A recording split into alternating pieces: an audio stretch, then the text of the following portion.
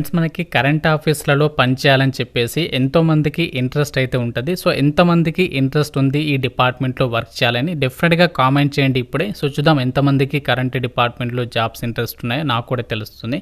Present మనకి చాలా days తర్వాత కరెంట్ ఆఫీస్లలో ఖాళీగా ఉన్నటువంటి ఆఫీసర్ లెవెల్ ఉద్యోగాలకి ఎట్టకేలకు నోటిఫికేషన్ రిలీజ్ చేశారు. గవర్నమెంట్ ఆఫ్ ఇండియాకి సంబంధించినటువంటి సంస్థల్లోనే ఈ జాబ్స్ని అయితే భర్తీ చేస్తున్నారు. 400కి పైగా వేకెన్సీస్ అయితే ఉన్నాయి. ఈ యొక్క జాబ్స్కి సెలెక్ట్ అయితే మీకు 70,000కి పైగానే స్టార్టింగ్ సాలరీ ఉంటుంది. ఎలాంటి అనుభవం కూడా అవసరం లేదు మీరు అప్లై చేయడానికి. జస్ట్ ఇంటర్వ్యూ చేసి జాబ్ ఇస్తున్నారు. ఎటువంటి ఎగ్జామినేషన్ కూడా ఏమీ లేదు. సో చాలా మంచి ఆపర్చునిటీ. ఆన్లైన్లోనే అప్లై చేసుకోవాలి. Andhra, Telangana, male and female అందరు కూడా ఎలిజిబుల్. కంప్లీట్ డీటెయిల్స్ మీకు క్లియర్ కట్గా చెప్తాను. సో ఇంతవరకు నోటిఫికేషన్ ఎవరికి కూడా తెలియదు. సో కాబట్టి స్కిప్ చేయకుండా వీడియోని పూర్తిగా అయితే చూసే ప్రయత్నం చేయండి. సో ముందుగా అందరికీ కూడా చిన్న రిక్వెస్ట్, వీడియోని అయితే లైక్ చేసేది ఒక చిన్న సపోర్ట్ అనేది ఇవ్వండి. ఇంట్రెస్ట్ ఉన్న ప్రతి ఒక్కరు డెఫినెట్గా లైక్ చేయండి. ఛానల్ని ఇంకా సబ్స్క్రైబ్ చేసుకుని వాళ్ళు సబ్స్క్రైబ్ చేసుకుని బెల్ ఐకాన్ని క్లిక్ చేసి ఆల్ ప్రెస్ చేసి పెట్టుకోండి అవుతారు. జాబ్స్కి సంబంధించి ఎప్పటి నుంచి అప్లై చేసుకోవాలంటే ఇక్కడ ఇంపార్టెంట్ డేట్స్ వచ్చేసరికి ఇక్కడ ఇచ్చారు చూడండి. 10th ఏప్రిల్ నుంచి అప్లికేషన్స్ అయితే పెట్టుకోవాలి ఆన్లైన్లో. లాస్ట్ డేట్ వచ్చేసి ఏప్రిల్ 30 వరకు అయితే ఇచ్చారు. ఈ డేట్లోపు అయితే అప్లికేషన్స్ అయితే పెట్టుకోవాలి. అప్లికేషన్ ఫీ డీటెయిల్స్ చూసినట్లయితే ఫిమేల్ క్యాండిడేట్స్ అంటే అమ్మాయిలకి, అలాగే SC ST PWD ex service man male క్యాండిడేట్స్కి ఫీ అనేది లేదు. సో మిగతా వాళ్ళు మాత్రమే ఇక్కడ ఇచ్చినటువంటి అప్లికేషన్ ఫీ అనేది మీరు ఆన్లైన్లో అయితే పే చేయాల్సి ఉంటుంది.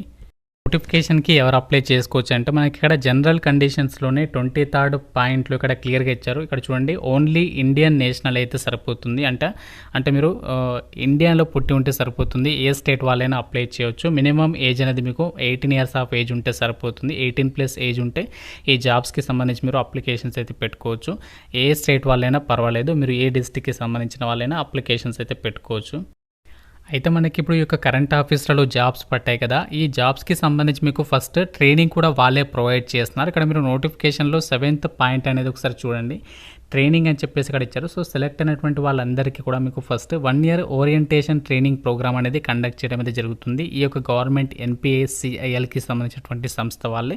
సో మీకు పర్టికులర్గా యూనిట్స్ అయితే ఉంటాయి. ఈ సంస్థకి ఎక్కడెక్కడైతే యూనిట్స్ ఉన్నాయో వాటిలో మీకు పర్టికులర్గా ట్రైనింగ్ అయితే ప్రొవైడ్ చేస్తారు. ఆ 1 year ట్రైనింగ్లో కూడా మీకు మంత్లీ స్టైఫండే 74,000 రూపీస్ అనేది పే చేయడం అనేది జరుగుతుంది. ఇక్కడ చూడండి, గమనించండి, 74,000 రూపీస్ ఓన్లీ ట్రైనింగ్ పీరియడ్లో మంత్లీ స్టైఫండ్.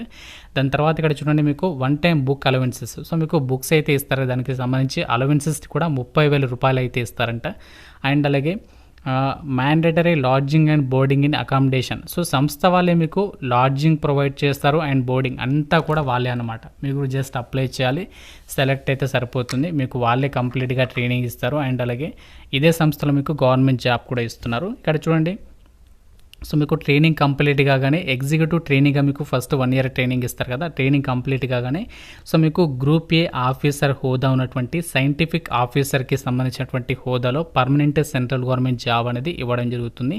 సాలరీ వచ్చేసి ఇక్కడ చూడండి, మీకు ట్రైనింగ్ అయిపోయిన తర్వాత లెవెల్ 10th ప్రకారం 56,100 బేసిక్ పేతో పాటు అన్ని అలవెన్సెస్ కలుపుకుంటే అప్పుడు మీకు సాలరీ వచ్చేసి 1 lakhకి పైగానే ఉంటుంది. సో మీకు చాలా రకాల ఫెసిలిటీస్ ఉంటాయి.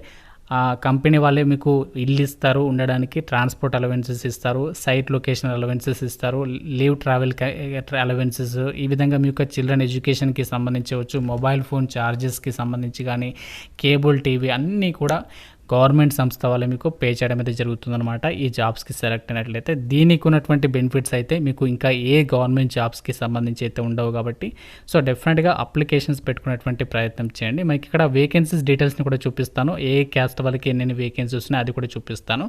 సో దానికంటే ముందు ఇక్కడ ఏజ్ లిమిట్ అయితే చూద్దాం. ఏజ్ లిమిట్ వచ్చేసి ఏప్రిల్ 30, 2025 నాటికి మీకు మినిమం ఏజ్ అనేది 18 years అయి ఉండాలి.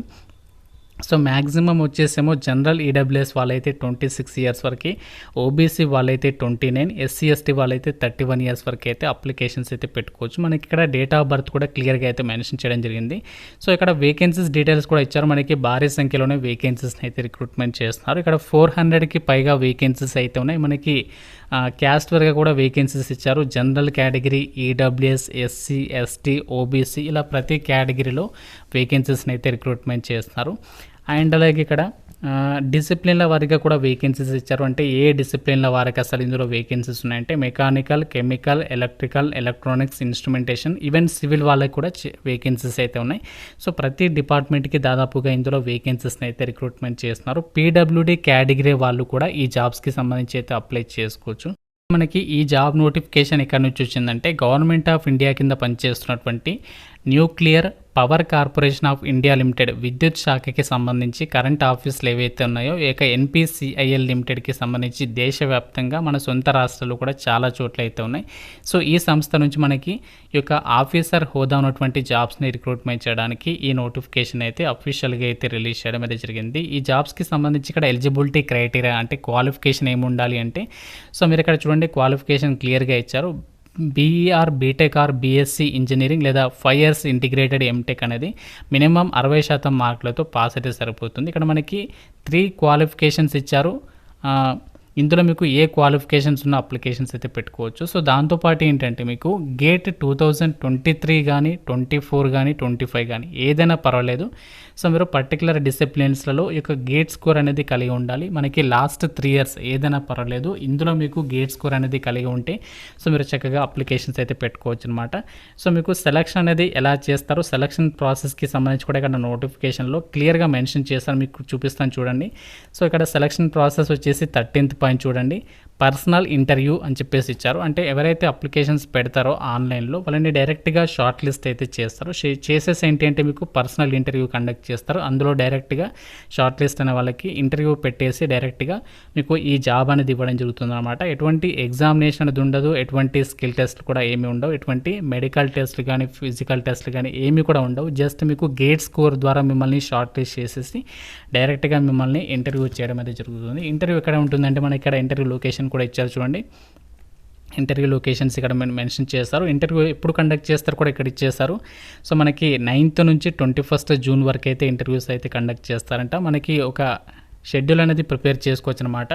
మనకి ఇక డేట్స్ కూడా ఇచ్చేస్తారు కాబట్టి సో మీకు ఒక క్లారిటీ అనేది ఉంటుందన్నమాట. ఈ రిక్రూట్మెంట్కి సంబంధించి కనుక అప్లై చేస్తే జూన్ మంత్లో మీరు జూన్ తర్వాత జాబ్లో చేరేటువంటి అవకాశం అనేది ఉంటుంది. మీరు ఇంటర్వ్యూకి వెళ్ళడానికి సంబంధించినటువంటి ట్రావెలింగ్ అలవెన్సెస్ని కూడా సంస్థ వాళ్ళే పే చేస్తున్నారు.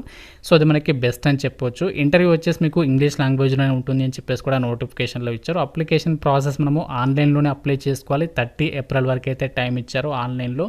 సో మనకి ఇక్కడ అన్నీ కూడా ఇచ్చారు, ఎలా అప్లై చేయాలి, ఏంటి ఆ డాక్యుమెంట్స్ ఏమేమి సబ్మిషన్ చేయాలి అన్నీ కూడా మీరు నోటిఫికేషన్లో అయితే చెక్ చేసుకోవచ్చు.